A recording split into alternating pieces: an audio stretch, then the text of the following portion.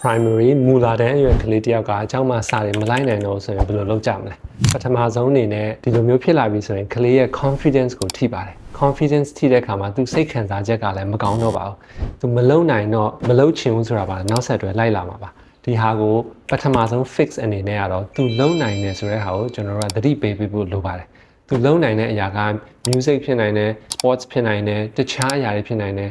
အဲ့ဒါတွေကိုပြန်ပြီးသတိပေးဖို့သူ့ရဲ့ confidence ကိုပြန်တည်ဆောက်ဖို့လိုပါတယ်ဒုတိယအနေနဲ့ကတော့ routines တွေသတ်မှတ်ပေးဖို့လိုပါတယ် primary အရွယ်ကလေးက routines အနေနဲ့ဆိုတော့တနေ့ကို15မိနစ်လောက်စာပုံမှန်ဖတ်တဲ့အလေးအကျင့်လေးကိုတည်ဆောက်ပေးဖို့လိုပါတယ်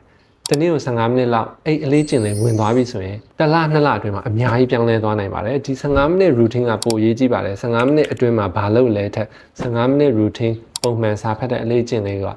လုပ်ပေးနိုင်တယ်ဆိုရင်အများကြီးပြောင်းလဲသွားမှာပါ